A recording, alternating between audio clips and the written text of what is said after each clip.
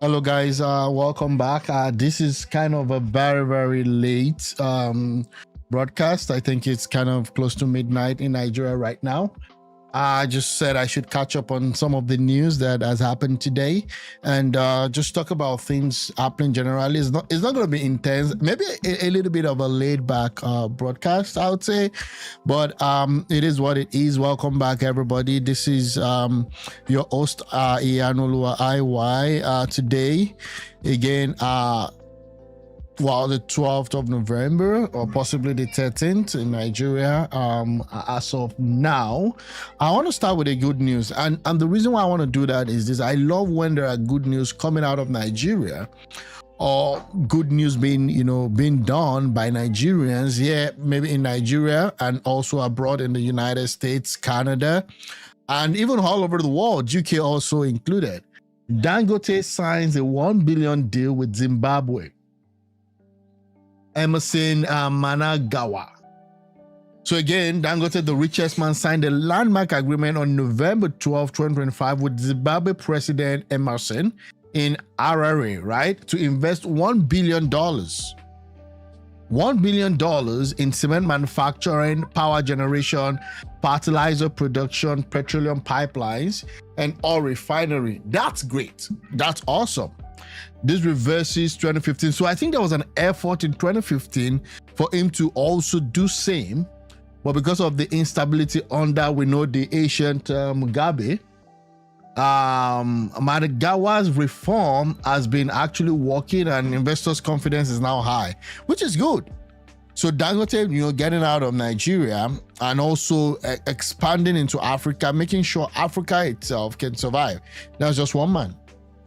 I mean, one man with the backing of course, various head of state in the past, of course, is gonna be able to make it big. But then again, there's also that resolve that comes from Dangote himself. That is not just doing common projects or a one-off small project, but doing massive stuff, turning things around, and which is great. So this is the president of Zimbabwe talking. This looks like, how come this guy looks like Mugabe himself? Like the resemblance, right? I met Nigerian businessman Mr. Aliko Dangote, who is in Zimbabwe to explore investment opportunity. Zimbabwe and the Dangote Group have signed a global agreement focusing on energy, cement, fertilizer, blah blah blah blah blah. And this is him here, okay? Let's see. That's him talking. Let's see. Some of it in power generation, some of it in pipeline to bring petroleum products. We're in the business of producing oil. We have the largest refinery in Let me see if I can increase the volume. Oh, this is high already. Single lane, okay. In Nigeria, and we want to bring it to Walrus Bay and then pipe down. So there are a couple of other investments which we're looking at. Okay, that's how he speaks. I'm sorry. Too much money. Money talks. You don't need to shout when you have money. Like, I remembered when Koskari's CEO, I think Maduka, what's his name, was saying that if you're rich, you won't be saying money in the water. If you're rich, you will say money in the water. Because these people move. When they move, billions move, right? Again, I don't think I necessarily agree with what the Koskari's chief said about money in our water, because you have to understand that the guy shouting money in our water, that's the way he gets his money. It's just more like a brand guy, he's a content creator for the most part. So that's how he makes his money. So again, if you're conflicting but this guy is proud, he makes the loudest noise. No, that's how he actually makes his money. Again, he talks softly. Also, that one is there, yes. How much are we looking at? It's a broader investment, really. It's in hundreds of millions of dollars, maybe even up to $1 billion. But we will tell you the amount as we go on. Yeah, so it's going to be a phased investment as we go along. So it's not going to put it there in a year, but I think it's good. For him to also, at this point, one of the worries that Dangote is going to be having is concentration risk. So I know at some point was trying to actually open family offices in the United States. just so that they could advise him look at his risk profile, because of course he's heavily exposed to Nigeria, and that's a really big idiosyncratic risk, meaning that if Nigeria goes down, Dangote is going to be impacted. And I love the fact that he's putting his money where his mouth is. Okay, I mean, we saw him with Reno Amokri also trying to help Nigeria by saying, buy Nigerian product, buy the Naira. It will be over $1 billion because of the pipeline. What has changed? You were last in 2015. What significant changes have you seen on the ground? Well, yeah, there are quite a lot of change between that time when we came and now. Government is solid. There is a lot of transparency.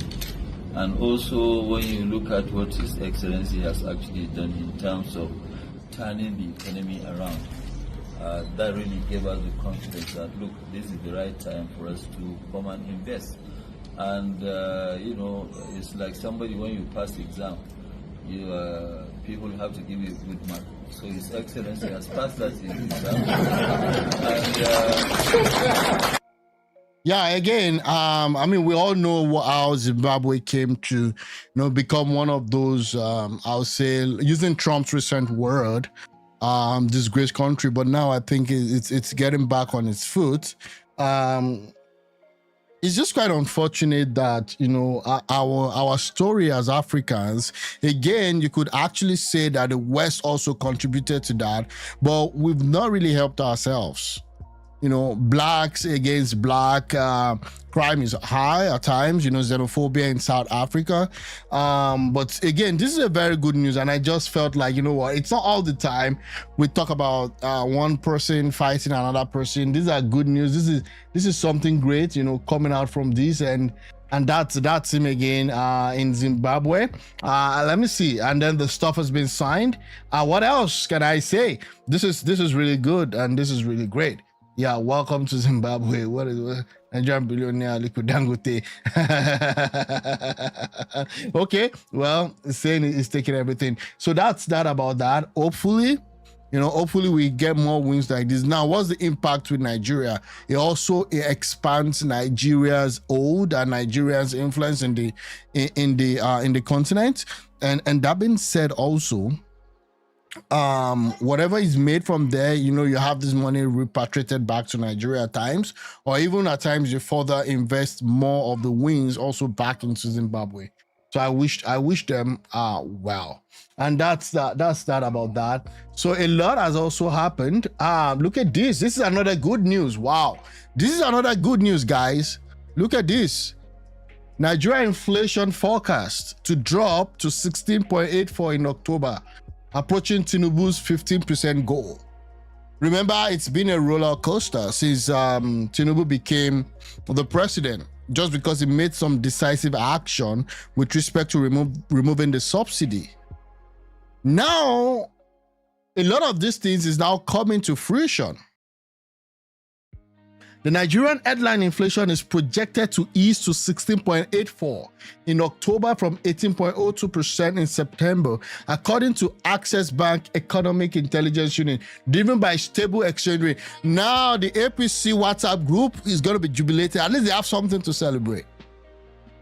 After all the goes with Trump last week, not really a good one. There's been a split even within the APC guys too, some saying, we support what Trump is doing, some saying we don't. And the usual culprits are still like, no matter what, we're for Tinubu, which is fine. So now, Tinubu's target of 15% by year end. Wow. If they can actually get to this 15%, that would be good. We see that 7 straight monthly decline from the year 34.6% to 15% target. Now we're at 16.84. This is what's going to happen. This is what's going to happen, and this is the implication. Okay? And again, this is not a financial advice. Let me just put that out there. Let me reduce this song. It's a lot. Now, let me reduce it a little bit more. Okay. Now, this is just what I think would happen. Inflation is really, decreasing in an accelerated fashion, your interest rate will start coming down. This is not a financial advice, but you need to you begin to see interest rate come down. Hopefully, we might not be seeing the 20% interest again on, T-bills and all of those. And then the implication of that is that once interest rate starts coming down, then you're going to be seeing more interest in the Nigerian Stock Exchange. And talking about the Nigerian Stock Exchange, it's been a lot of, noise for the past few days because of, I believe they said investors were trying to take their whatever. And I don't know if this was also part of what was responsible to what happened in the market today. When I was looking at the Nigerian Stock Exchange and looking at what happened in the market today, almost all the banking stocks went up. You can see that almost all the banking, it's been down since Trump started disturbing Mr. President Tinubu. It's been down. Look at it. Bloodbath for the past few weeks. Bloodbath. Look at that. UBA bloodbath. Look at that. From an high of almost 50 to like 30, went as far as 34.3 just yesterday. So today we see the recovery happening. Now we're going to be watching. I don't know what to make of it, but we're going to be watching to see what happens. Again, given that being said, okay, we'll see what happens. But this is good news. Inflation is easing. Now, the question will be, what about the common man? Well, I think over time, all those impacts will start trickling down. This is the spokesman, one of the spokesmen of Tinubu. Inflation declines to 16.84. And just giving you how we fared. Look at it. At the height of that, you had 34.6 November last year, which was expected because subsidy was removed. Foreign exchange was allowed to, find its level. And then you see December, a little bit down. I don't know why this happened. That looks crazy. But again, you see it spiked in January and then it's been gradually falling. And now it's at 16.84. I expect it to even go further down. Okay, now this is not an advice that it's going to go further down. I'm just saying I expect that because we're coming from an elevated base. But that's not about that. Good news again from the Nigerian front. I just saw that right now. I said I should talk about it. It's not all the time we have to talk about bad stuff. Okay, good things are happening and it is what it is. Now I expect the usual culprits. The Bayo Onanuga of this world, the Boala of this world, the Reno Mercury of this world, right? It doesn't reflect on citizens' living condition. People are more depressed under the incompetent government. I expected this response. Okay? I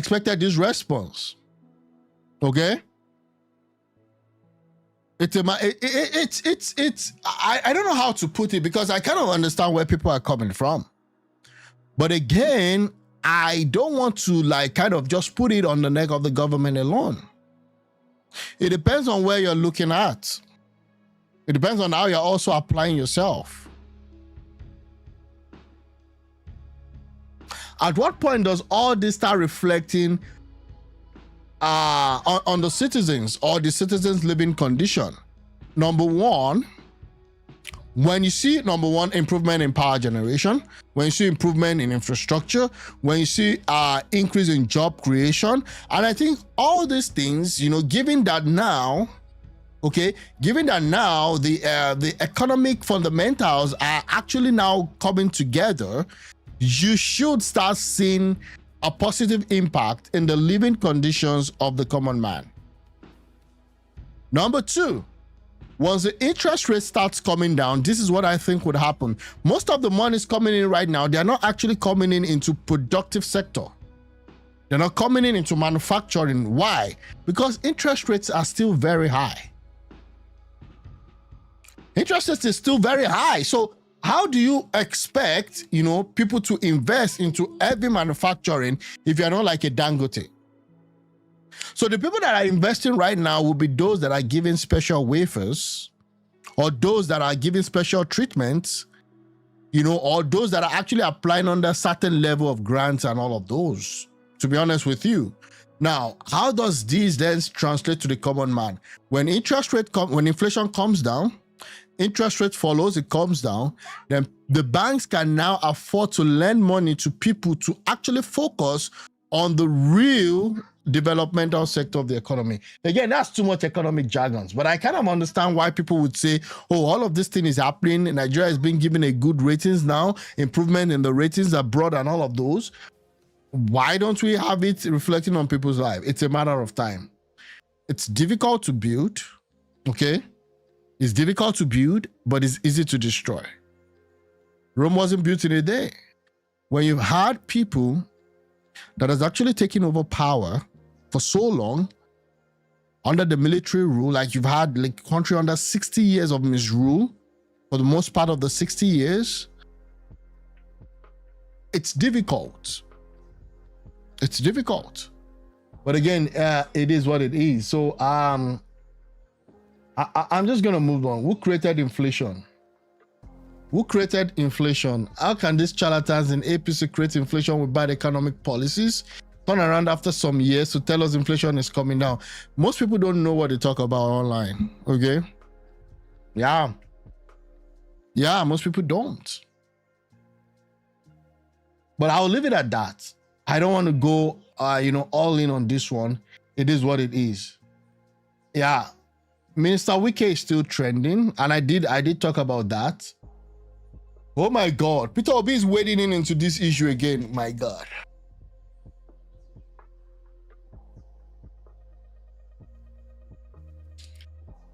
There's freedom of expression in Nigeria, okay? There's freedom of expression. So if he wants to wade in, he should wade in. But again, I feel, this is his handle. This is not a parody account, right? Yeah, 5.4 million followers. This is his handle, right? WIKE versus naval officer. To be frank with you, I don't think this is a well-deserved use of Peter Obi's time. That's my opinion. That's my opinion. And again, this is what he has to say. The recent needless altercation between the FCT minister and the naval officer are yet another unfortunate reflection of the growing institutional disorder in our country. What should ordinarily be a routine civic encounter has once again become a national embarrassment. A typical example coming out of a disgraced... Wow. I can't wait to read the comments, bro. I just can't wait to see how people reflect to these. Why is Peter Obi echoing Trump's word? Fine, maybe Trump should have actually intervened because they've left people in the north to suffer under the terrorism crisis. Why would they use this grace country? Even though we know that we have problems. Why would you echo Trump's talking point? You could have said another thing, maybe country. I'm just saying, maybe you should have used another word. But you shouldn't give, I would say you could have still condemned whatever happened, but why would you say Nigeria is a disgraced country in quotes?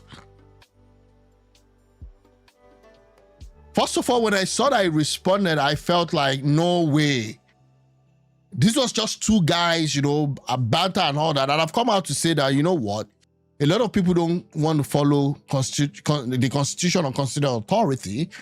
But again, whatever happened, they could have settled it outside of, the old back and forth. But that's not the issue. The issue is that Peter Obi just suffered a catastrophic loss in the last election, and we went through that this morning. So why would they use the word disgraced country? But again, I digress. Beyond the personalities involved, this incident raises fundamental questions that demand honest reflection. Should the military be used for purely civil operations? Good question. If proper protocols were in place, should a minister's intervention in such a matter be in such an indecorous manner? Bro, I said this morning down, If he sounds like a thug, if he behaves like a thug, he is a thug. And that's WIKE for you, bro. WIKE is a street guy. Again, that's my own, that's my own thug. Like, if he sounds like a thug, he behaves like a thug, he is a thug. Shouldn't there be clear boundaries between administrative authorities and the duties of security agencies? What does this say about our respect for institutions and the separation of powers? Why are our men and women in uniform so often drawn into civilian disputes?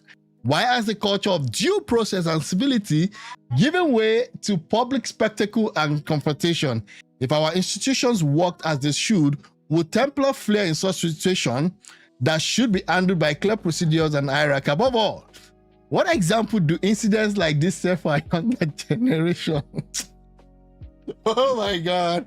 Younger generation about leadership, discipline, and the rule of law. Bro, just the speech fact here. I mean, I don't really disagree with all what he said. I'm just saying. Maybe because it trended, so he felt like, I'm Peter Obi, and I'm your Messiah come 2027. People will say I'm biased, right? I don't know. People will say I'm biased right now. But let's continue. These are not just questions about one incident. They go to the very heart of how our nation is governed. When public officials act beyond institutional norms. So now I don't know which one. Is it the soldier, the naval officer, or are we talking about, what's it called again? WIKE here. Because they are both public officials, really. And when security agencies are used in ways that blur their professional boundaries, we weaken both governance and public trust. Or is it talking about the policemen that WIKE just, brought into the fore and started fighting with a naval officer? We must learn from this episode. It's time to rebuild a nation where institutions are stronger than individuals. One of the institutions, okay, though not governmental, is political party. I would say that the political party in Nigeria, based on the way it operates, except we change the constitution, political party in Nigeria is one of the powerful vehicle if you want to bring a change to this country. And wait for it, this is where I'm going.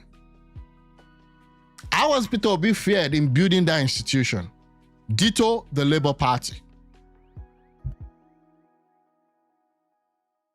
How has he fared? Because I don't think he's fared very well in building that. Where public office is exercised with humility and restraint, and where the dignity of our own uniformed officers and the rights of every citizen are upheld. A country that aspires to greatness and feels insulted when referred to as a disgraced nation, again, must replace the culture of impunity with the discipline of law, order, and respect for due process. Okay, repeatedly, I've maintained that to occupy an office and to be referred to as His Excellency, distinguished or honorable, now we're expanding the word there, how we get to such an office and our character and behavior while holding it or out of it should reflect such exemplary title in all ramification. A new Nigeria is possible. I mean, it's fine. Okay, I've been expecting you to see the first comment. I've been expecting you to jump on it. Learn how to, no, that's not nice. That's not nice. Learn how to shut up at times. No, not be everything you're going to put mouth. But if the iPod matter now, you go become dumb. And these people are not taking it. Well said. Okay, another one said, the country you want to rule is what you are calling a disgraced country. Exactly. I mean, I can maybe call it that way. Even though I won't. I would never call Nigeria. I would just call it a country with its own challenges. Okay? And we all know Nigeria has challenges in so many ways. But I wouldn't echo what a white man, even though I like the way Trump is beaming the light on that and just hoping that, things can get resolved and we can solve the security issue in Nigeria once and for all. But I wouldn't echo Trump's word, even though I know that from what he sees at times, maybe he feels like he wants to call it that way. That's his problem. But I would not ever refer to Nigeria as a disgraced country. I would just call it a country with its own challenge. And hoping that the politicians are taking into account, which word do I want to use now? and hoping that the corrupt politicians are dealt with decisively. But I won't call it a disgraced country. We'll soon reach your turn. Then we'll go see waiting you go yarn. Okay. I will be disappointed if you didn't put your mouth in this matter. That's what it means to be a whaler in chief of Nigeria. You just know that you've been rendered useless politically away. Ever label. This is not nice. This is not nice. Okay, let me see this guy. I mean, he's wearing glasses, so maybe he has something good to say. But it's a long stop. I'm not going to read that. Your tendency to comment on every civic altercation, no matter how trivial, while remaining conspicuously silent on grave matter like IPOB, blah, blah, blah, blah, blah. Okay. I mean, I don't know. I just feel like there's a better thing to do. Now, Nigerians, they don't allow any crisis to go to waste. Nigerians will never allow one crisis to go to waste. Now we got different mimic stuff, different memes coming out of this. Let's listen to this one. Was acquired legally. Because I carry neglect. Will you stop that? I'm an integrity officer. Will you stop that? Sir, you cannot shut me up. Get away! How many minutes did it take these guys to get together to do this? Shut that! Who does that? You cannot shut me Please up. stop that! You cannot shut me up. I'm an integrity. Get away! I was in school when you I am left acting school. on orders, sir. You are shut that? Sir, you cannot You are shut a me big fool. Sir, I'm not a You are a fool. fool. I am not a Shut up, fool. you I am not a You are a fool. big fool. I am not a fool. You are coming close to I me. am not a fool. Because I'm an old man. I'll just come out here and like idiot. Oh my God. And then he went. Oh my God. This is quite interesting. Will you stop that? I'm an officer. I have integrity. So this is a replay. I will not shut up. Will you get out? Sir, I won't shut up. Sir, I was in school. You're not in school. Sir, you can't. In fact, the funny thing was the guy saying he was in school before the guy was born, or when he was still playing with toys. Will you keep quiet? You're a big fool. I'm not You are a big fool. I'm not a fool, You think sir. I shoot anybody like that? Sir, I'm not You are a a big fool. fool. Who are you? I am not a fool, sir. As at the time I graduated, you were in primary school. WIKE went to school. Acting on orders. For which You can't order? call me a fool. You see what else you not here. Sir, It that's doesn't all that matter. matters. I'm an officer. I take to orders. So what? You're harder who than me. Sir, I'm an officer. I take to orders. So that you take Okay, it. 3-star general. Okay. You can't say no. That means You I'm can not never an officer. develop this property. I will not allow it.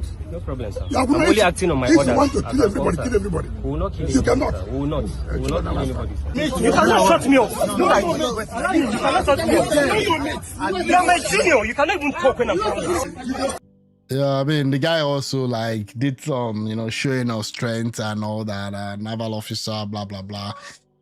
It is what it is. I'll be talking and policemen will be talking. Oh, I didn't even know. I've been talking to policemen. So he felt policeman is below.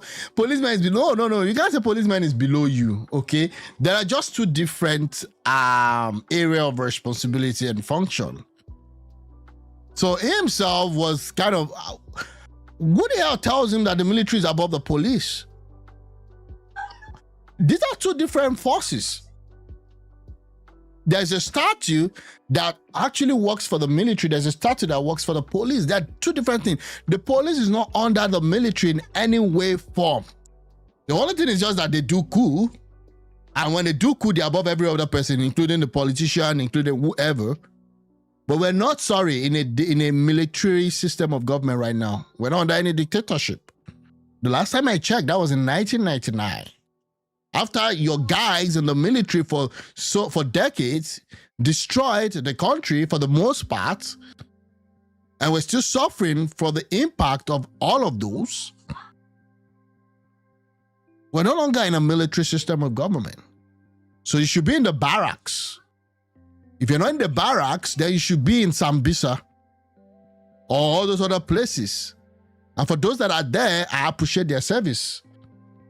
Because those are the ones, doing that. Again, I learned that he was a former chief of naval staff or something that actually sent him there.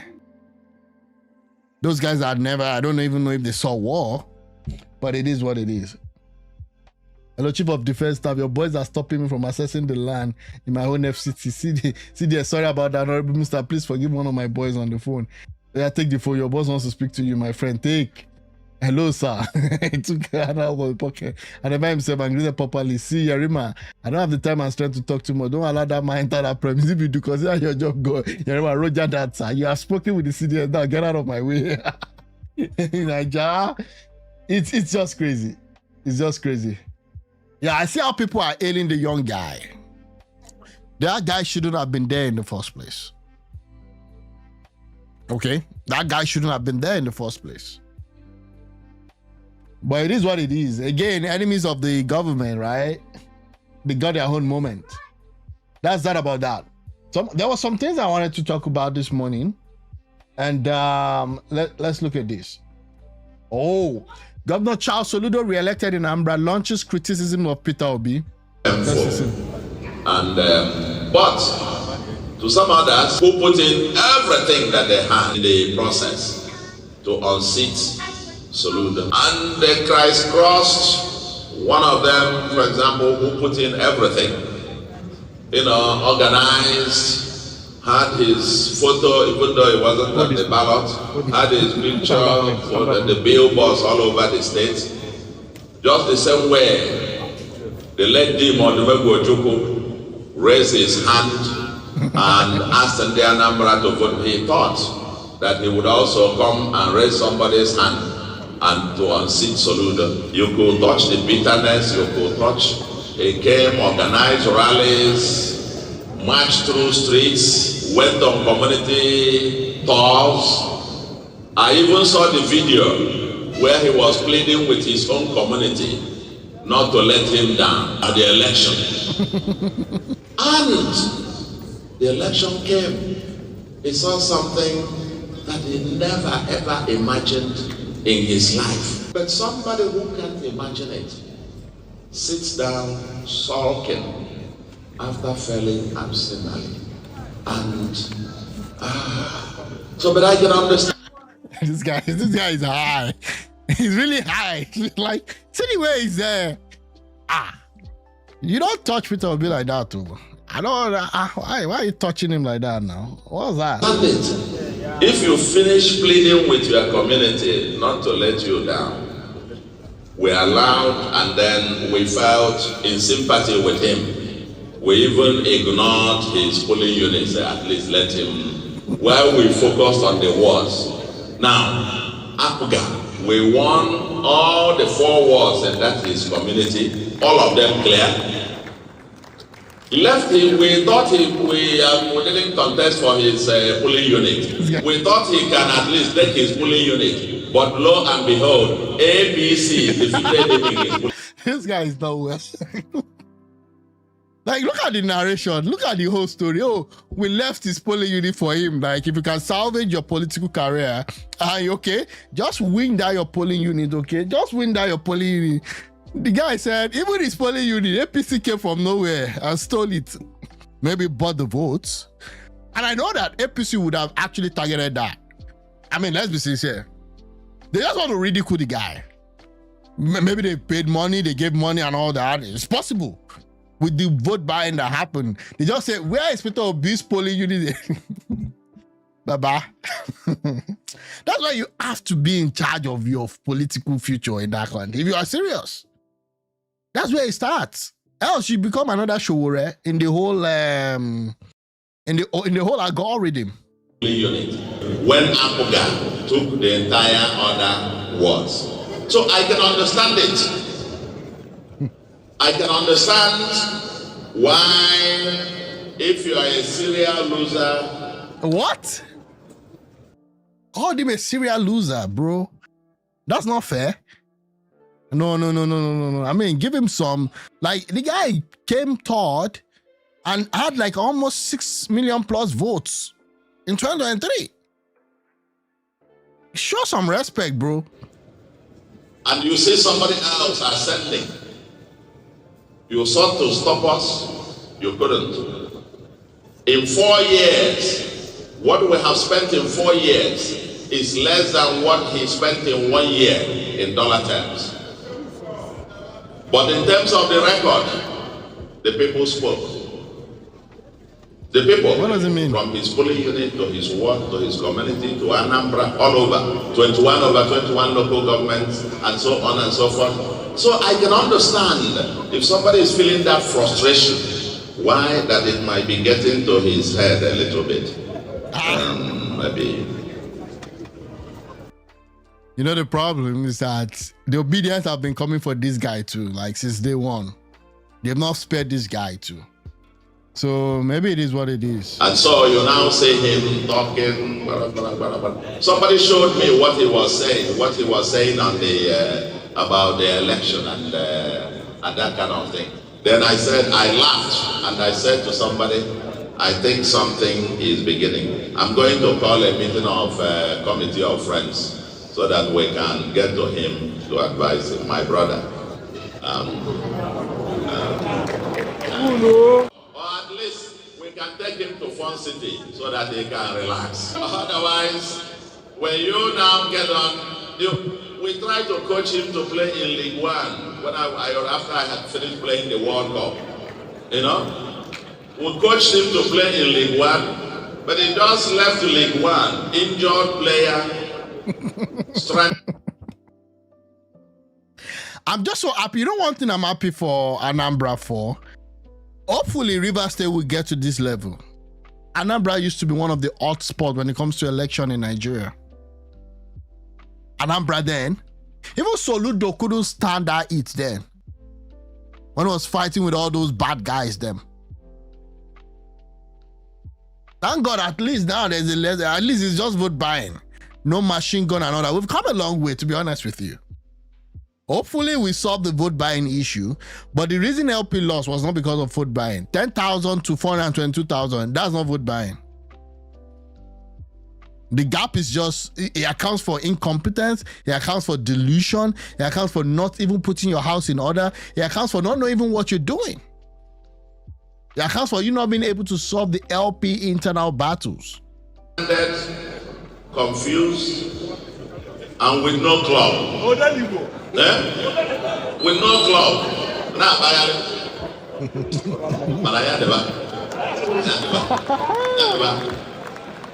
in the fullness of time, when the time comes, because I saw a remark somebody was making about education.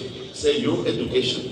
The fullness of time will get the record out of how somebody deliberately and intentionally destroyed the public education system in Anambra. What? And now he's trying to say that Peter Obi destroyed the education system in Anambra. I don't know.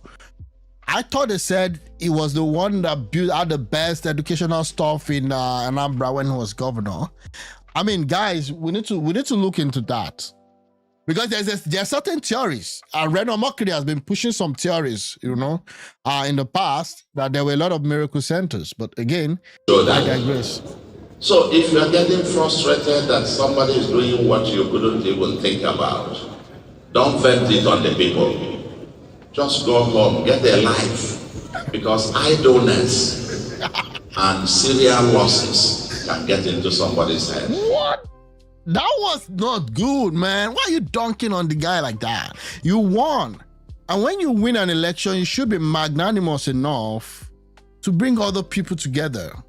I wasn't expecting this kind of a speech from someone that has won the re-election by a huge margin. You should be extending an olive branch to the Obidient, to LP, I know you've extended an olive branch to APC. I understand. You even prop them up here that they want Peter Obi's word, polling unit. But you shouldn't. This wasn't nice. I wouldn't do that. I wouldn't even do that. I wouldn't do that. But maybe if Obidient have actually insulted me, have treated me badly, maybe some bad side of me would try to do that. I'm just saying. But this wasn't fun. This wasn't nice at all. He saw this as, see how he's gleeful. See the glee in his face. See the glee in his face, like, man, finally I put Peter Obi in his face. So we're advising him to just get a life. Bro, that wasn't nice. I'm talking about people dunking on Peter Obi. There's another culprit.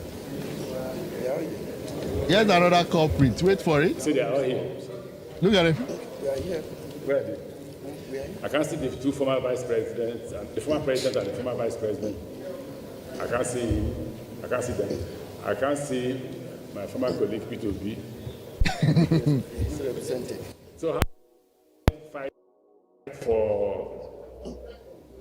how do we fight for Sorry, I'm trying to see if I can increase the reform we're asking for? So he's talking about election reforms. I don't know where Will this it be happened. easy if Let me see. everybody is not participating? I have spoken before. I spoke yesterday on this issue. I don't know what new thing I will add. The only thing I will add to this will be that you are the citizens. Citizens' participation will stop those who don't want reform. Will government give you reform? No, government won't give you reform. Don't wait for NLC. There's no NLC. I hear their members are somewhere here. There is no ASU. There is no NAS. I was a student leader for the 1980s. In the 1980s, there is no student action without NLC. There is no student action without ASU. We usually meet either in Benin, Kano, Kaduna, Rivers State. We go around. Okay. Now, if you call NLC for any action, that's when they will know that from north or from south or from east or from west. It's not going to be easy. And please stop electing people and going to complain after.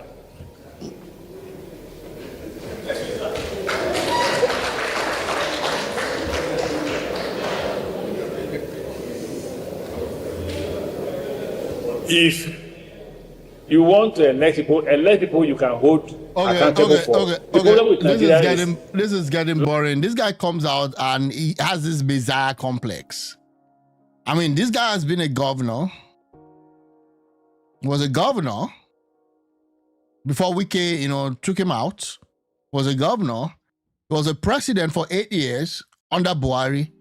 And then he comes out today to tell us how we can make Nigeria better. He was a minister under Buhari for 8 years. He was a governor for years. He was in charge of, I think it was Minister of Transport, right? Under Buhari. Most of what they are doing right now, renovating the airports and all that, I'm not so sure of what he did, like remarkable project that you can say that this is it. Even as bad as Jonathan was during his own tenure, there were one or two ministers that you could say like additional, like in Agric, right? He did a lot of good things in Agric, and that was what helped him bolster his career. Now he's in charge of, I think, AFDB or so. But this guy comes out and starts saying the citizens are not ready, the citizens are not prepared, the citizens, this and that, we can change the whole country. You were there. You've been in the political story of Nigeria for the past nothing less than at least minimum 16 years. 16 years. But now wants to tell us how to make Nigeria good? Really? Accountability. Somebody can come here and shoot you and nothing will happen. And I want to talk about how he talks. He talks in a very careless manner. When it comes to, like, it was in a X space that was conducted for him to come and talk, and they told him that what is he going to do? And he started, just busy around with it. Asked him about economics, basic economics. What are you going to do with respect to inflation, with respect to currency losing its value? And then he said he doesn't have a clue. That he's going to just talk to his economic advisors. That doesn't have any, know what to do. Absolutely nothing will happen. The person who will be behind it, they will know the person, and nothing will happen. Okay. It's not the country, it's not that we lack law. What we lack is the rule of law. There are laws, National Assembly, State Assemblies, everybody's passed laws here and there, but nothing is happening. So I will repeat exactly what I said yesterday. If you are waiting for government to make any reform, you are wasting your... So what's the solution? Before election, there must be resistance to those who don't want proper election. If you do it after election, you're also wasting your time. Okay.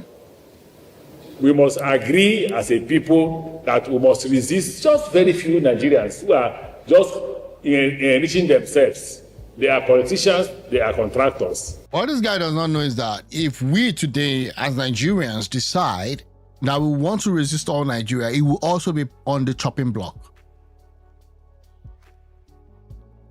It will be on the chopping block. It's clear. Because you're not different from the group that actually has been in charge for as long as Nigeria has been suffering. You can't be a politician and a contractor. You have to choose one. Okay.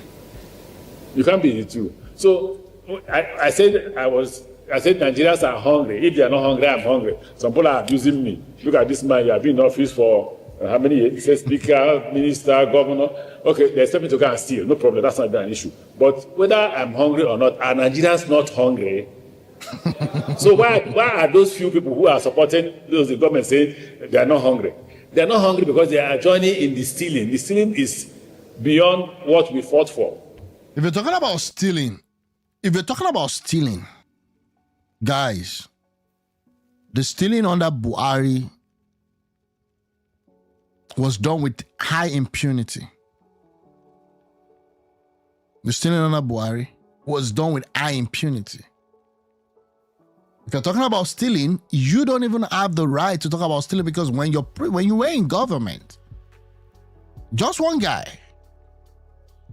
and that shows the man, just one guy, and they've not even gone in to see what all that happened. Emefiele, 700 houses in Abuja, just one guy, a public servant. You want to talk about stealing? Who's going to account for all the trillions of dollars lost vis-a-vis petroleum subsidy scam? Trillion of naira, not dollars, please. So if you continue the way we are going, in the next 3-4 years, we'll gather here again. I gave an example in the last yesterday's session. I said when we were in government, Buhari swore that he will, one legacy he will leave behind is electoral reform, that he will ensure that his government will make sure that votes counted. When the National Assembly brought the bill, some politicians went to him, pushed him beyond his beyond measure, not to sign that law. And he's not signed the law. So there were no electoral reforms. Today, those politicians are on the other side. They are not asking for electoral reform. So the same thing, if tomorrow President Tinubu and his people are defeated in election in 2027 by the action of the citizens come out and hold them responsible the way they were held in Lagos. After, when the new government is sworn in, they will go across. Okay. And they'll be shouting for what? Electoral reform. So most Nigerians. This is getting boring, bro. Let me just fast forward. It's getting boring for me. But if you're not in government, you're not supporting government, they will catch you for shopping previously. And that you must vomit it. Unless you say, I support you, it's okay, you can keep what you have stolen. Yeah, so, again, that's a valid point. Ditto why you have a lot of all these guys that used to be in PDP now in APC. Because they are as corrupt as it comes. Your current Senate president right now used to be in PDP. What happened? What happened within all that arrangement that made him to move to APC? Citizens' action is necessary.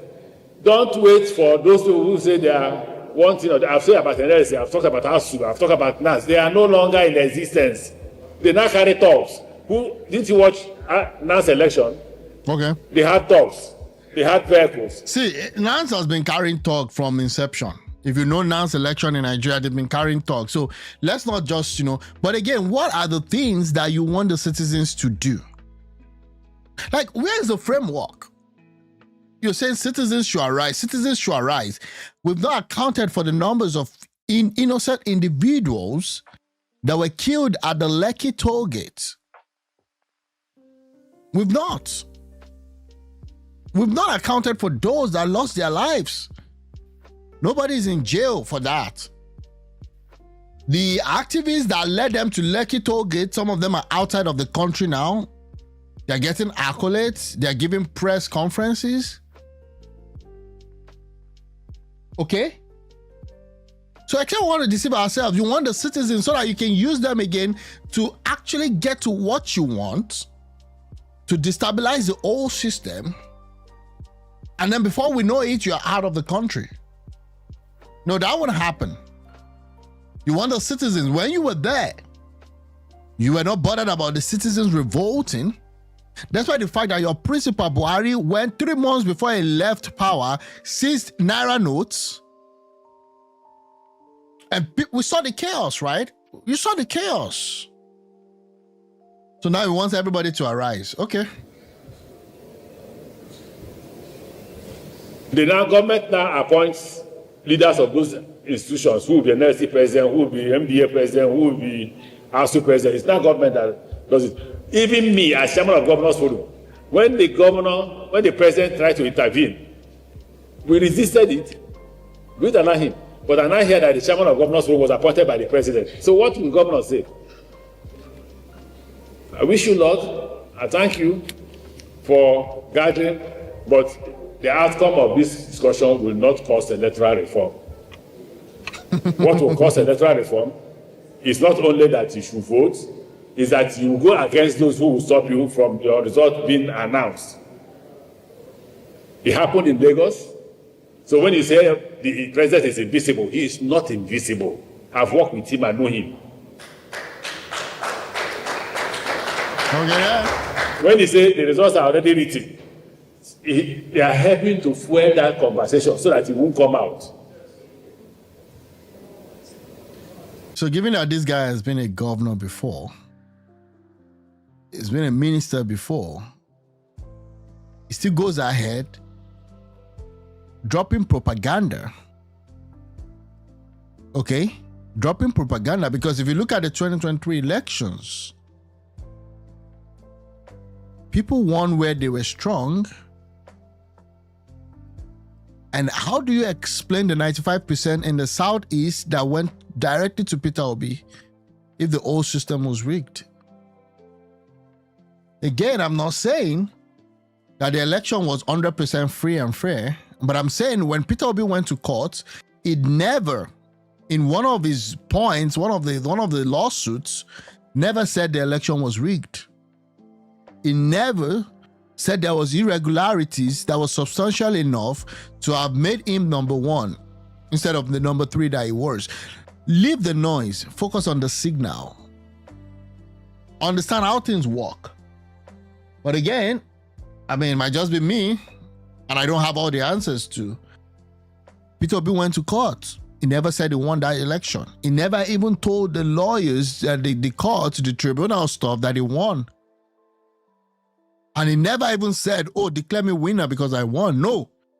This was what he said. Number 1, Tinubu is a drug dealer. Number 2, Shettima should not have been his VP. Number 3, there was some irregularities with respect to loading and stuff. Number 4, there was nothing there that actually said that there was a mass irregularities in the elections. Maybe he couldn't prove it.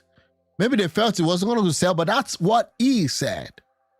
And then for almost 2 years, he started saying they won't call him my president, was calling him Bola Tinubu, Bola Tinubu. Then after the 3rd year, after the 1st year, was calling him Bola Tinubu. Then 2nd year, started saying my president. Like, it's just not serious. You get the point. If you come out en masse, nobody will write any results. Nobody will take away the result sheet. Because anybody who takes away the result sheet is probably going to cause confusion for himself. God bless all of you. Okay, fair enough. Fair enough. I think I agree. Whatever you can do to stop election fraud, you can do it. But at the same time also, the political parties need to be structurally well structured or well set up, such that they will prevent. The job of INEC is to conduct election and to safeguard elections. The job of the political parties is to organize to ensure that the vote of everybody voting for them counts.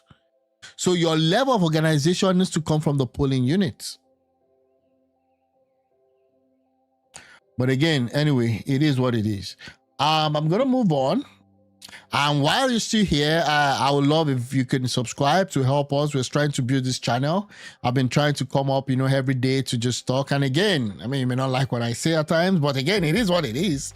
It's just, I want to make it more of a relaxing, session. But at the same time, at times it's just tensed here, but it is what it is. But if you could help me like and subscribe and also, put in 1 or 2 comments, that would be good. That's that about that. Tinubu has spoken with respect to the Nigerian military, and I want to listen to that. Let's see what he has to say. It's the 21st edition of the Annual Editors Conference, organized by the Nigerian Guild of Editors. This is the first time a sitting president will be attending the conference. And this year, The focus is on the role of editors in democratic governance and national cohesion. The conference also attracts state governors, members of the Federal Executive Council, aides of the President, heads of federal agencies, leaders of media organizations, including top managers, and examine issues of governance as well as national. The keynote speaker of the conference is Governor Hope Uzodimma of Imo State. He examines the strategic role of editors in promoting electoral integrity. Knowing you, editors and gatekeepers. On his part, President Bola Tinubu urged the editors to discharge their responsibilities with national interest above personal interests. As editors and managers of the national information space. Again, I don't know. Anytime I see the president talk and I see a military man behind him, it always gives me chill. Why must a military person be standing behind the president every time he has something to say? Is the president of the what? Of Nigeria is the commander-in-chief of the armed forces. So if you actually want to say, oh, fine, he's commander-in-chief of the armed forces, then let's have the policemen, let's have the military, let's have Navy, let's have Air Force, let all of them stand behind him. 1999, we decided that, okay, fine, we're going the democracy route. Why should a police, a soldier or whatever, or Air Force or military or whatever stand behind the president? This is a democracy. So that's why you can't blame them when they stand in front of Abuja trying to tell WIKE you cannot enter here. You don't need a soldier stand. I don't even like people standing behind me when I'm talking. Anyways. You shape narratives. You influence public understanding. You decide what becomes national focus and how our collective challenges are interpreted. The weight of that responsibility is extremely significant. It must be exercised with wisdom, fairness, and a strong sense of national duty. He reaffirms his commitments to the development of Nigeria. Yes, we are challenged by terrorism, banditry, and others. We recognize that. Are we doing something about it? Are we inspiring the armed forces? Are we encouraging them to fight? They put their lives on the line to defend the national sovereignty of this country. It is our responsibility.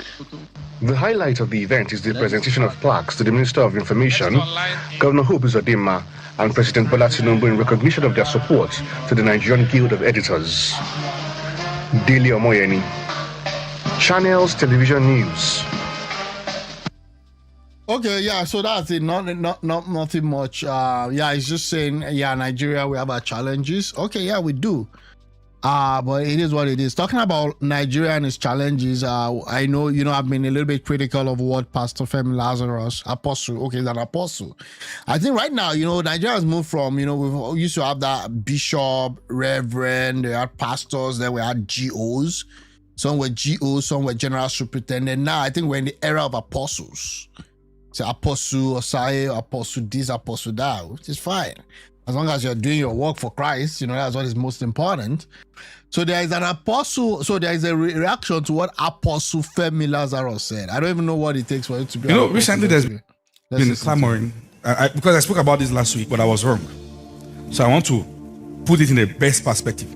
There's been clamoring by America that they are killing Christians in Nigeria. Okay, it is not innocent. It is not innocent. When Goodluck Jonathan was in power, Nigeria needed to buy certain things to use in fighting that battle. The one who blocked us was America. We got machineries from a country, I don't want to mention that country, that was busy. Brethren, still on this matter of insecurity in Nigeria, It is so funny. It looks like a huge joke what you hear some pastors say. Pastor just came out recently and accused Trump of coming to steal our resources. Yep. That was a huge joke. Now, this things in Nigeria. Okay, it is not innocent. It is not innocent. When Goodluck Jonathan was in power, Nigeria needed to buy certain things to use in fighting that battle. The one who blocked us was America. We got machineries from a country, I don't want to mention that country, that was busy and they were having victories in Sambisa, other places. The one who asked them to be sacked later was America.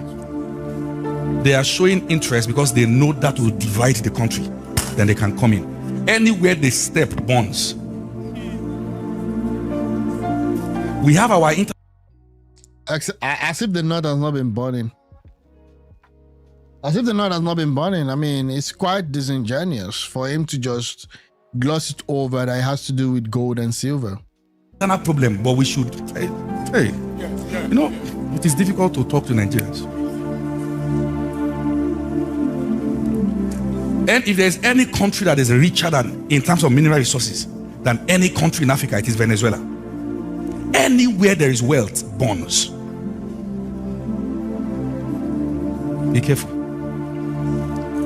Be careful so that less they seem to be bringing help, but the idea is to penetrate and keep you bounded.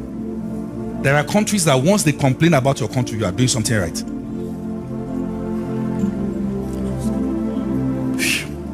We need people who are informed. Wow, that's rich. That's rich coming from him. We need people who are informed. And just put out some litany of stuff. And there were a lot of things that he said also that I feel that he wasn't really informed in some of those his dissertation or some of his assertions. That assertion is the right word. See, starve your distraction. Into this. Okay. Before the outburst from the United States of America with regards to what is happening in Nigeria, let's ask ourselves this question. In what way has the gold in Zamfara benefited us as citizens? God bless this man. God bless this man. Like, I'm like, again, I'm not saying that carry all your, it's not even gotten to that. America will just come and carry all the gold or carry all the rare earth minerals. Hello? It doesn't work that way. It's not straight line. If they want it, they're going to take it without even coming in, without invading. Okay? Let's just, if America needs your stuff today, they're going to take it without even invading. Oh, what about the military? Anyways. The natural resources that have been mined by China and other foreign countries, they come there, they sponsor militant attack, helicopter. Zamfara does not have airport, but they receive constant supply of ammunition through helicopters. Yeah. Now the problem is that many Christians and sadly many leaders, many Christian leaders are very gullible. You see, and one of the most painful things is that you see this tribalism we talk about, you still find it in the church. You still find the put. Okay. I don't want to go into the tribal whatever thing, but let me listen to what he has in the church. Okay.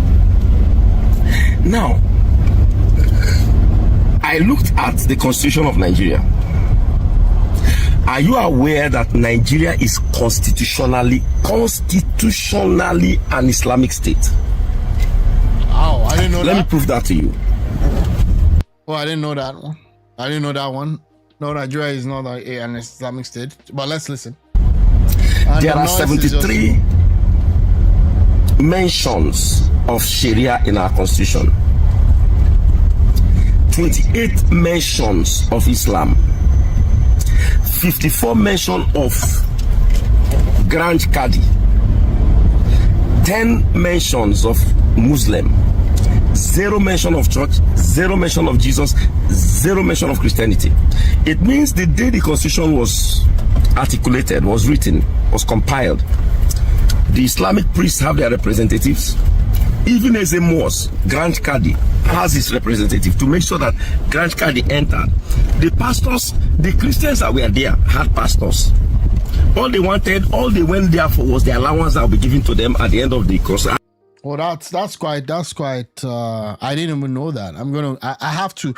I don't know. I have to deep dive into that one. I'm gonna ask Grok and all of that. But again, I'm gonna move on. This number one, the audio there was quite terrible. And I don't like that. Just in another news, people are actually bashing Peter Obi for calling Nigeria a disgraced country in quotes. Wow. People are not. Wow. Yeah. Okay. I'm gonna move on. There's an update to the saga between what's it called again? An update to the saga between. No, okay, let me look at it. Guys, let's look at this one. NED jokes on NED. Jokes on NED for thinking people would hate me. Actress Regina Daniel addresses a fan as she appreciates those who stood by her. Yeah, people have been standing by her. But again, I don't know if coming on social media or putting up a ring light or talking into the camera would help solve this issue. Let's go. Guys, do you know it's really such a big deal to be loved by a lot of people? Okay. Wait, can I brag on that?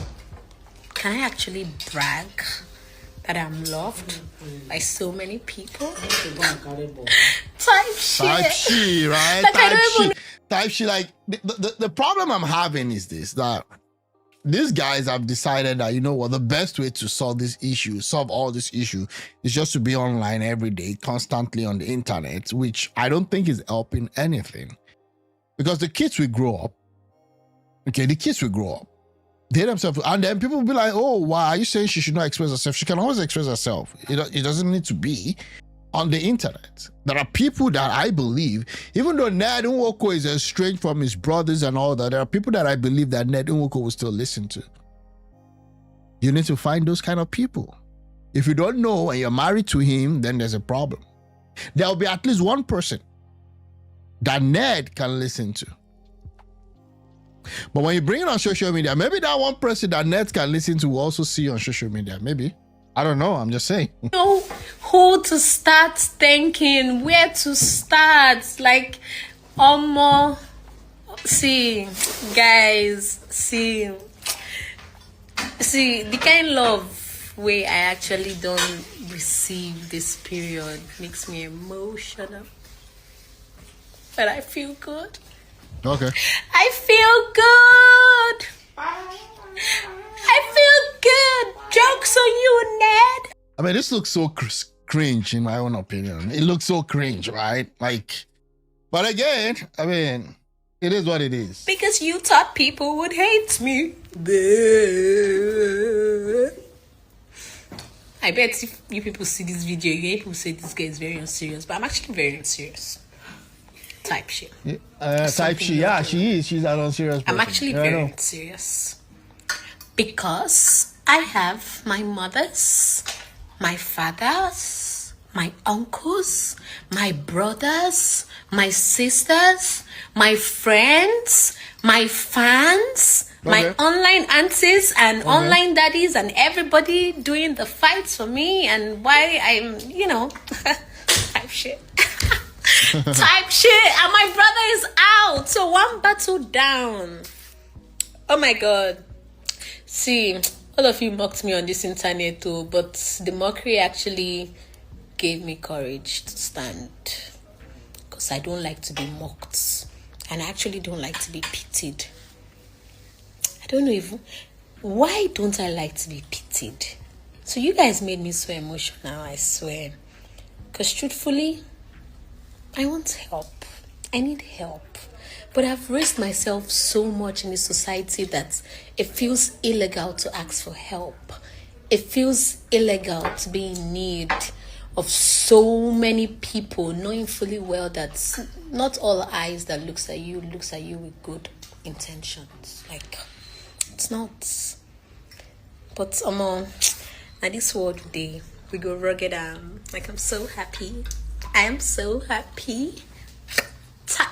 Shit. My sister say Obiakwa. I don't biakwa. Type shit. Thank you guys. Like, oh, I want to mention so many names. I don't even know what to say. I mean, it is what it is. I don't even know what to say. But I can't even begin to be mentioning the... Because it's more like vote of thanks, right? His brother was released, I think that was yesterday or a day before yesterday. I mean, either one of those. And yeah, so now at least she's got some good news and she's happy about that. With respect to Ned, what happens? There was a video of Ned playing with the kids, playing some games with the kids and having some fun activities with the kids in his compound and all that. There are different sides to the whole story, but again, what I maintain is that family issues is family issues. They should sort themselves out in their family and not bug the internet. But if they're not on the internet, how do we get content, right? That is a content season, episodes upon episode, season upon season. Here we are again. Names like that in this disrespectful manner. Like, guys, my mothers, my mama, my mom, my God on earth, God bless you. My father, God bless you. Mom. Okay, since she mentioned the father, I thought in all of this debacle, the only person that I can stand with is the father. Even with all these problems that they brought themselves into, the father still busting his, off for the family. Despite the fact that she went against the father's advice and father's counsel to go with that man, Ned. Unfortunately, the father is pained. Because from what I heard, Ned didn't pay the bride price because he wasn't going to have anything. The father is older than Ned. Sorry, Ned is older than the father. And that's the real type shit. Me, if I don't add Mama Messi, nobody will know, but I cannot be calling you Mama Messi. Mommy, I love you and you love me too. Type shit. Auntie Doris. I cannot start listing names. At times it's very difficult to even tell the difference between parody and the whole thing. It's just crazy. I'm so emotional. Like, you would think this is we've not seen Nollywood stuff that is close to what is happening with this lady right now. And also the same thing with Pella and Jarvis. I don't even know where those ones are right now in their own situationship, right? I don't know. But I'm so happy, so I cannot cry. Like, my heart is happy. I'm happy. This my star, they bully me for this place. I think you that. Anyways, I wish her well. What are people saying? Not that it really matters or changes anything, but again, I can never support an APC politician on what Billionaire said it on my food. He should come and explain where he got his billions for.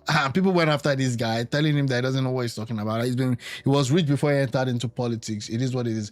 Majority of the concerns are not love. Many spoke up because it was an act of bullying, intimidation, suppression, and oppression from Ned against your family. Personally, I spoke up because it was an act of injustice. But yeah, and here comes the ticker. That said, I have to face it. You have made a wrong decision. Bro, you have accepted to marry your grandpa. What? I mean, a mama should seize her phone for a while. I agree with this one. Okay? If you ease and close after one sex of the video, let's gather here type shit. Despite being a mother to two sons, she's still not matured. I can still see some sense of immaturity in her.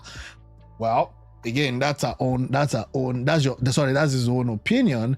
Oh my God, do something else with your life now. Enough of this net talk and that bad word there. We live in an environment where women are never guilty, no matter how they end up, even if it's obvious what the woman is doing is wrong. Most people you think love, you don't. They even wish that they were in your poison. I don't know what this one is talking about. Again, it is what it is. I want to talk about something again, quite interesting. So this guy, let me actually move this here because there's a lot to talk about here before I move on to other stuff. I don't know if you guys remember this guy, Tunde Onakoya. So this guy is the chess and the slum lord? That's his name. Yeah, friends, I'm back on Twitter X. Thanks for everyone who checked in and sent kind words when I was away. There are indeed things we can only see and feel when we slow down. I feel incredible to share a few reflections on some of the things I've been up to lately. Okay, so he's back. Where did he go? That's a good question. He was bullied. He was bullied by the Obidient. They went after him. They went after him. They went after everything that he stood for. Just because he dared enough to take a picture with the president of the country, Nigeria. They bullied the hell out of this guy that he had to leave X space for them. And how was that working out? I thought with all the bully that you bully your opponent, or it wasn't even an opponent of the Obidient movement. It never even had anything to do with the Obidient movement. He just took a picture with the president, trying to push his own work that he's doing for the community. And the Obidient went after him and bullied him just because he had the audacity to stand with the president to take a picture.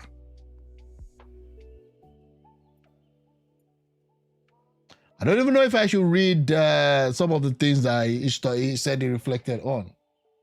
Okay, 5 kids, yeah, and then what happened? Okay, now these are the things I've been up to in the last 3 months.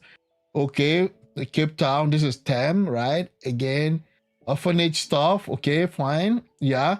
Spent more time on our chess innovation, yeah. Doing good stuff, privileged stuff, celebrating birthday with favorite people, okay, yeah. Who is this? Okay, Auntie Lola. Okay, fine. Yeah. So, yeah. Maybe at times, just leaving X. So you really forced my hand by leaving in the first place. Anyway, welcome back. Why? Also, no one said anything about leaving just sometimes away.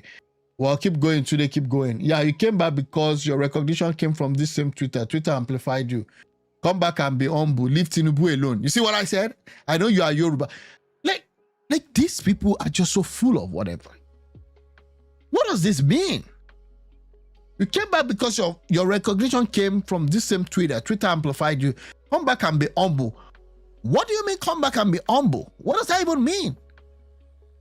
Leave Tinubu alone. What? I know you are Yoruba. Like, who brought in tribal stuff into this whole thing? But leave Tinubu alone. Build the legacy you started from the slum and let your name echo generation. The guy just laughed. This is hilarious. Overestimating your importance, yet you are here. And let the dragging begin. When will you apologize for the visit, for visiting the president of the country? These people are just retarded. I'm telling you. Whatever they call themselves, they're just retarded. Apologize for visiting the president? The only man to beat them is taking picture.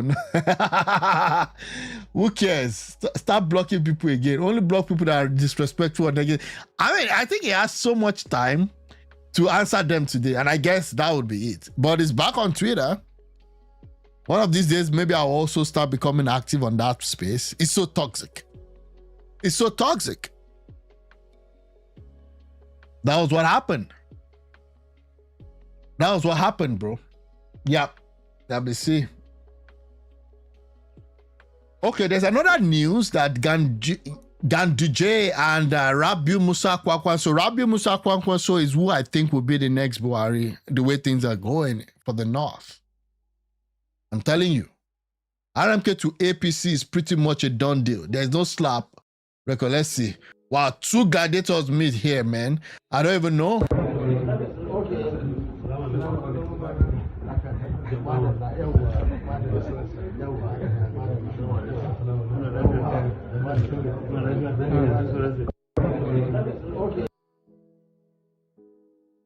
These two are not really best of friends. Okay, these two are not really best of friends. But one thing I've learned from the northern side is that they always come together no matter what the differences are. They fight and then they come together. I can't say that of any other region. I can't say that of any other region. I don't know. Maybe it's not a good thing, right? Maybe it's not a good thing. I don't know. But I just feel like they fight with a unified vision. And not that they don't have disagreements, but they tend to kind of respectfully resolve their disagreements. Look at what is happening in PDP with WIKE and Sheyi Makinde and all of those. I'm just saying. But again, it is what it is. It is what it is. It is what it is. Okay, Kayamo also wants to wade in, and this is politics, right? Please indulge me to talk politics briefly today. I don't know why he wants to talk politics briefly today. This guy, I don't know. I think we should bring the Hatchet Act to Nigeria. But again, because this is a federal government worker. But again, it's Nigeria, so we're going to talk about politics. It is what it is.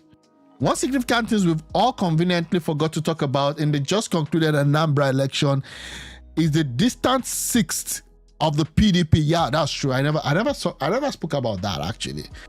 Maybe I'm not a nice guy. I've been bashing LP because I expected more from LP. And the reason why people won't talk about PDP is that they don't even exist anymore in some realms, right? But that's true. That's true. We need to talk about PDP's colossal failure. I mean, they got 1,400 votes. Oh my God. Oh, what God cannot do does not exist. Man. PDP. How is it 60 years to rule Nigeria? How's that vision going? If anyone said about 10 years ago that this was what would befall the PDP in the Southeast, the person would have been considered a lunatic. But here we are. The simple lesson to all political parties, including the ruling APC. Yeah, APC too can fall tomorrow. And if they're not careful, they will fall. They are actually surviving on an injury time. That's for APC, and I mean it. Buhari was actually meant to have been the end of that party, but one way or the other, Tinubu is there right now. The simple lesson to all political parties, including the ruling APC, is that we all have to be extra sensitive to our diversity as a nation in order to survive. Nigerians are not fools. No party can take any section of this country for granted. Incidentally, this is our reality as a diverse nation of different ethnicity. We must recognize and live with it or be punished severely for ignoring it. PDP is now learning the hard way for ignoring it. The reckless abandon, and I digress here, the reckless abandon that PDP took Nigeria through. From the years of Obasanjo, I know people say Obasanjo did one thing or the other, but I must tell you, Obasanjo himself was part of the failure. Because what you look as a leader is not just what you did, but what comes after you. After Jesus Christ came Paul the apostles, came the disciples. Who is coming after you? And that's the question. Who came after? Who came after Obasanjo? Because the moment the guy left power, no matter the good things that he did, he didn't leave us with visionary leaders. The ascension of Yaradua, even though he knew that his health was failing and he was not up to the task, yet he still insisted that that was the person who was going to put on the nation, and also backed by a vice president that really don't have what it takes to rule. So how are we now surprised that we have Boko Haram? We have all of these menaces in the society. And that was what led us to a Buhari in 2015. And that also was calamitous because Buhari didn't have what it takes. Even though he was branded as the Messiah or the man that would kill corruption, corruption ballooned under Buhari. PDP is now learning the hard way for ignoring it. If you like, you can rant on social media from morning till evening about the backwardness of ethnic consideration in politics, but I'll rather let the ballot box do the talking. The problem of PDP in the Southeast started when, despite the region's unalloyed loyalty to the PDP through thick and thin, the party decided to ignore such a faithful people in 2019. The Southeast voters rightly reacted with venom, and the PDP has not been itself since then. However, sadly, those who twisted the PDP into such a sorry pass have all fled the party, to congregate in a new territory in gluttonous search for power, preaching all kinds of crap to hoodwink Nigerians. But majority of Nigerians are wiser and smarter than they think. They will also learn the hard way in 2027. In the end, nobody's is imposing a one-party state on the country. All the other opposition parties who think they can hoodwink Nigeria with bogus campaign rhetorics. Now, this guy is going political here, and that's the problem. I don't know why he has to talk about this, but again, I would finish reading it. All the other opposition parties who think they can hoodwink Nigerians with bogus campaign rhetorics without being sensitive to our diversity as a people will pay dearly for it come 2027. Well, let me go back to aviation. Well, you should have never left aviation. That was your job. I don't know why you are even winning it, but there is no Hatchet Act in Nigeria, so it is what it is. Okay. Kaduna is trending. Kaduna governor urges states to lead Nigerian security fight with localized strategy. What is this? I schooled in Kwara Polytechnic, student WADA. Kwara Poly is the biggest polytechnic in West Africa. There are about 50 mosques in Kwara Poly, but just one chapel for Christians. Even inside the hostels, there are mosques. The Christian community begged the school authorities to give them a plot of land to build a chapel with their money. The school bluntly said no. FCS, NFCS, and NIFE share one church, and they are always having misunderstanding because one fellowship stays beyond the allocated time. I can fully understand that one. Because somebody is in the spirit and won't want to live. The likes of RCF, WCF, and DCF and co use classroom for service, and the school authority always cautioned them to stop it. Okay, so yara, this is just a long stuff. It is what it is. The Kaduna Peace model represents a thoughtful, locally rooted approach to build security through inclusion, dialogue, and community-led development by addressing the underlying cause of conflict and strengthening grassroots capacity. It has laid a durable foundation for sustainable peace. Its effectiveness continues to draw national recognition, inspiring other states to adapt, its principle in pursuit of their own stability. Can we talk about how Kaduna has now been relatively peaceful? Maybe not 100% peaceful, but relatively peaceful since that guy left. It's another day for the distinguished lecture series of the Nigerian Institute of International Affairs. And this time, the Kaduna State Governor, Senator Uba Sani, is the guest lecturer. Addressing participants made up of members, reiterates that the issue. Federalism means that states and the federal government must work together in harmony. They are not rivals or. Professor Bola. Let me go. Let me see if he has something to say. Especially on matters of security. Chairman of the NIIA Governing Council, Professor Bolaji Akinyemi, vouched for the governor's vision for Nigeria, going back to his days as an activist in the then NWOKO. I know his belief and his vision for this country. I'm sure that when he joined NWOKO, he really wasn't sure whether he was going to survive the struggle, knowing the people we were fighting. But he thought, he believed that Nigeria was worth fighting for. The governor's lecture is characterized by security interventions involving people participation in various aspects such as the Interfaith Council. As a testament to its effectiveness, Kaduna has not experienced any ethno-religious crisis in the last 2.5 years. What? So they're saying that the component is non-kinetic forces, peace building through Kaduna peace dialogue groups, negotiation, trust building and reintegration, kinetic measures resulting in, arrest, joint operation by security agency, 54 high-profile suspect was arrested in April 2025. Over 75 victims that month, and dismantling of criminal hideout.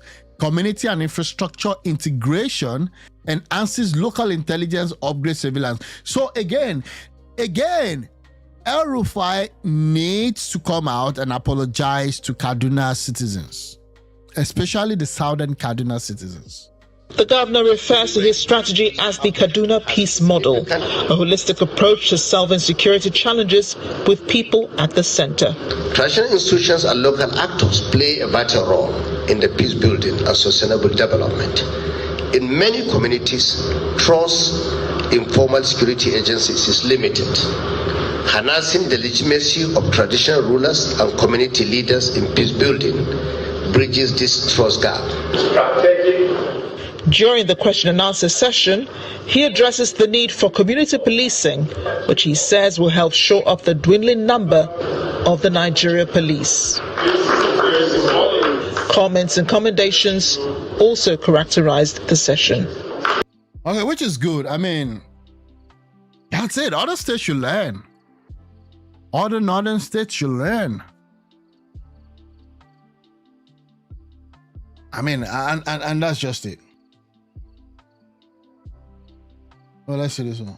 Say you really new but landlord we sitting in boss or for crying out loud. You have not cried enough, sir. No man, they can't go to me. What do I see that? Want to be sir? So This is crazy. This is crazy. We're just having different iterations of what happened with WIKE yesterday. Again, it is what it is. There's another video, okay? Sammy and Regina, I think this is okay. So they went on a boat cruise after his brother was released, and that's that about that. Okay, look at this. What Rufai Hussaini said about Peter Obi before his gig was released. Tinubu to step down for Peter Obi. With the way you're going. Very well, very well. At this rate that you are begging Jonathan, you are begging Atiku. At this rate, I'm sure maybe you probably beg Tinubu to step down for Peter Obi in 2027 because not at all. But that's what you're saying invariably. I mean, a lot of people have asked, what is wrong with Peter Obi competing in an open campaign? So can't he go ahead and face Atiku in an open primary? Because that's what some of the people against him normally say. That, you know, he wants everything to be done for him already and he just emerges. That he should go and campaign in an open campaign. And you said he has an impeachable record. People are saying against him. They are saying a lot of things against him. In a state, for instance, they are saying, you didn't turn the state into paradise. Some of the opposition figures against him say, you didn't turn the state into paradise when you were there. They are also talking about money that was kept in safe havens, although Mr. Peter Obi has come to explain himself on that, but these things keep coming up. They are also talking about his support for, groups and not be able to condemn activities of insecurity in the Southeast. A lot of people are also saying things like, oh, he didn't do as much as he claimed. He was also hypocritical in his time. So why is he being shielded? Why can't he be made to run in an open contest against Atiku Abubakar and the best man wins? Why are we begging everybody? That's why I say at this rate, maybe we'll probably beg Tinubu to also step down for him. Well, again, that's an old clip. Just saying. Yeah, when Rufai Hussaini said about Peter Obi before his gig was still, let me see what's gonna happen. Ex-boyfriend stabbed my daughter 12 times. Lagos father. What? What is this? 4 hours ago. The father of a 23-year-old Deborah Omokri, who was allegedly stabbed to death by her ex-boyfriend. What? Wow. He explained that the suspect disguised as a dispatch rider gained access to the estate where Deborah lived under the pretense of delivering a parcel before attacking her. According to him, the deceased has ended the relationship about a year earlier due to its violent and toxic nature. He describes the incident as a devastating loss. Wow, this is crazy. Wow. He tore the net and jumped inside through there. He brought out his knife and started shooting her. Deborah will turn 30 on 17th of this November. It's very painful. I miss her in every way. Wow.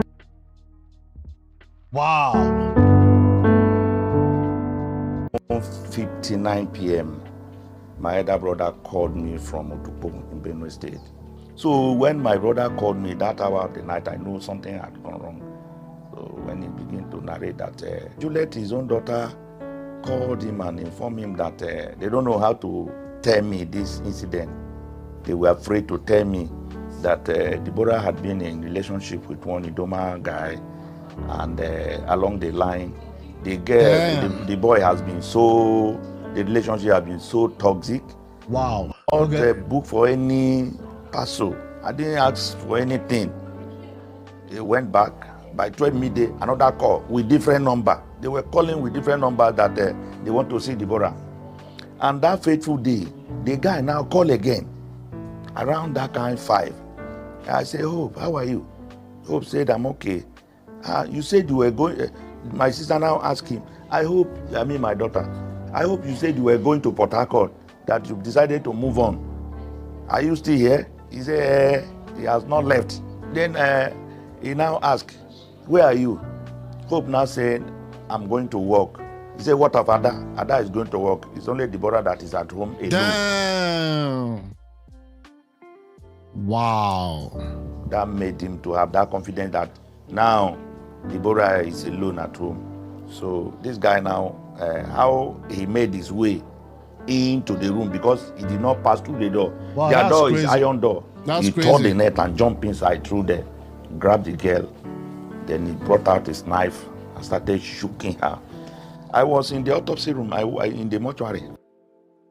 I feel like, part of everybody, every parent, you just need to train your children on self-defense. And I understand that, there's the dynamics between a man and a woman when it comes to this thing, but at least some of these things are becoming handy. We live in an evil world. Very, very evil world. And you don't have to be ignorant. Again, unfortunately, this happened. Let me just say. I saw the corpse of my daughter. We said when they rushed her to emergency unit of Lagos State University Teaching Hospital. If you see this guy, he looks so calm and quiet. And those are the ones that you have to be scared of. Those that don't talk. But it's poison. Wow. Up till now, the mother is still devastated. The mother is still rolling on a daily basis. Wow. I called her yesterday and said, please check your blood pressure, because the mother is in Makurdi. Just that I'm a man. All men have large hearts. That is why I'm still talking and I'm still like a human being. So I still feel it. Wow. Man, it's an evil world out there. It's an evil world out there. Horrible hard to understand why people, especially men, can accept rejection and move on. You caused the breakup with your violence. She tried to escape from you. Now you went and killed her.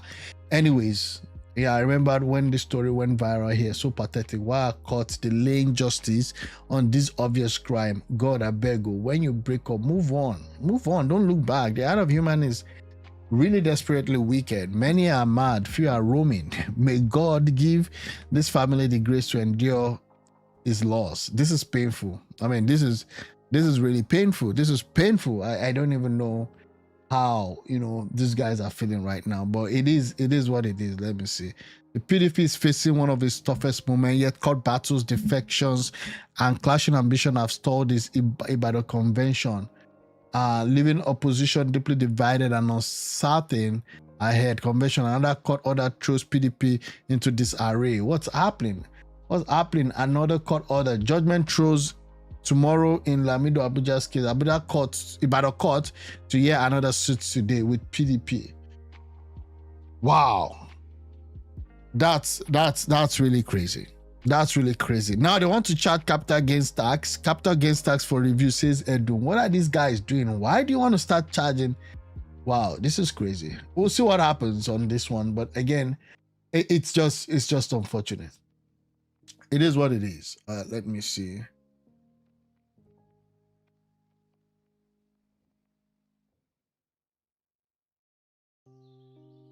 NWOKO, Regina mother brought her to me. I never pursued her. I mean, there's been so many conflicting stories. One said she actually loved him with all her heart. Well, so now NWOKO is actually, at the end of the day, I think the father himself, I don't know. I mean, in all of this, said he want them. So I don't know why this is also like coming up again, but it is what it is. And when you talk about love, I hope these guys also know what they're doing. This one's, I hope they know what they're doing. This is Jarvis and Pella. There's no single love here. I mean, this is more of content creation. If you're talking about love, then I don't know what you're talking about. Okay, it is what it is. Yeah, this is my brother's workplace at home. He's a promising young man before the Fulani people killed him for no reason. What? I miss my brother so much. This is so unfair. We don't deserve this kind of cruelty. Lady continues to call for justice over the unjust killing of her brother by a group of Hausa Fulani men in Edo State. Edo State is just next door. This was my brother's room. Oh no. This was his workspace. His PC is not here now because it's recently developed a fault since it has not been functioning for long, so I went to fix it. This was the solar panel he just brought. Yes, because his work needs constant. When he bought that, that solar battery. In Edo State? What is the governor doing? That governor that cannot even read, that doesn't know how to speak English. And maybe you don't need to speak English to be a good governor, but I'm just saying. But he messaged me on WhatsApp and he told me, because the previous one he bought got spoiled, he got burnt. Then he messaged me on WhatsApp and he told me, he showed me, said, I just go buy solar battery. This one sharp. Even 10 years time, nothing will do her. Even 10 years time, nothing will do her. Wow. When I opened my brother's laptop, after a few months this thing happened, there was nothing incriminating about my brother. Nothing incriminating about him. The only thing in his laptop were pending jobs he was here to finish for people regarding creating websites. Or was a web developer? He was not a cultist. My brother was not a cultist. On the day of his funeral, I still have videos from that funeral and images. It was just close family and friends that attended the funeral. Some persons came. He goes to the store money. My mom said when he's washing, he will. So again, I don't know. These people are animals, so inhuman and shouldn't live among us. I'm calling on the Edo State governor. My family has become a victim of this Aboki brutality. My innocent brother was killed in a gruesome and heartless manner by these Hausa men. We demand justice, they cry out. I still don't understand really the whole story in Edo State. The pain in our world show how deeply this tragedy has affected our family. Losing someone in such a cruel and senseless manner is unimaginable. Again, I don't even understand, like, what's the context to all this thing? This is a sad one. Edo State is in the south, right? This current Oba of Benin is the most shameless man I've ever seen. Not for once has he come out to condemn all this nonsense. We're rich to drag money matter with former governor regarding the newly built museum. You carry microphone. Wow, I'm ashamed of you. Yeah, so what's happening? Okay, so this happened actually. A grieving Edo woman detailing her brother's fatal beating on June 24, 2025 by Hausa Fulani men who wrongly accused him of bike theft while he en route to their mother's shop. What? Amplifying calls for the state government to expel such migrant and deliver justice. These incidents reflect escalating ethnic friction in southern Nigeria, where urban influx of northern laborers have fueled mob violence cycle as seen in March 2025, Uromi killing of 16 northerners, and October 2025, okay, Benue clash, blah, blah, blah, blah, blah. This is crazy. This is crazy. Again, I'm going to move on. That's that about that. I'm seeing this. What? She met with this terrorist sympathizing guy. I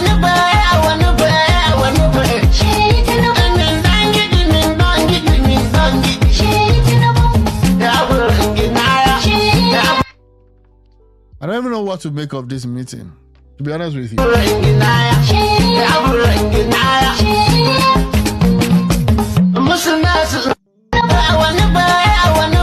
I don't know what to make of this meeting, but again, I'm seeing this for the first time. I don't know what we all know that Peter Obi will. Oh, Okay, no, I don't need to read that. Shey resemble Ojukwu and not Tinubu. Do DNA quick. Oh my God! What? What? Why would he say that? And it has 5 likes. Now we know why Gumi speaks with confidence. Exactly. I agree. Don't let anyone while you're on top Nigeria matter. Stay alive. Okay, now they went to bring Peter Obi's own, right? That's crazy. Wow. That's crazy. Wow.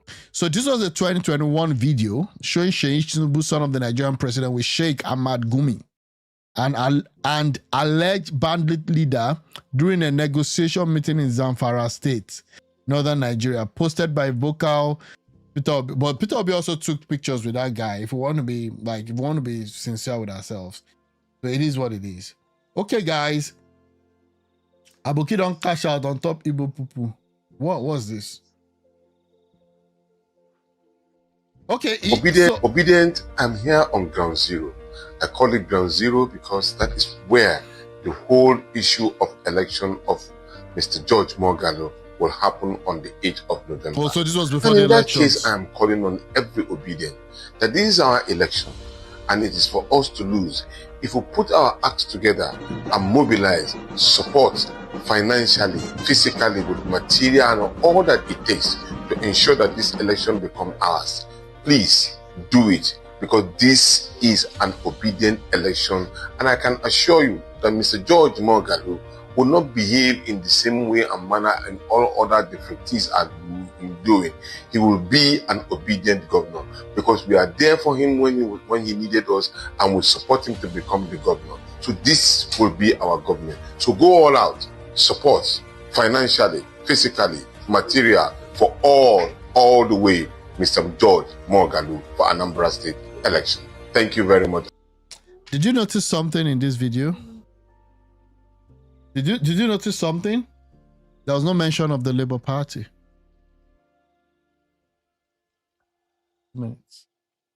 There was no mention of the Labour Party, and that's quite unfortunate.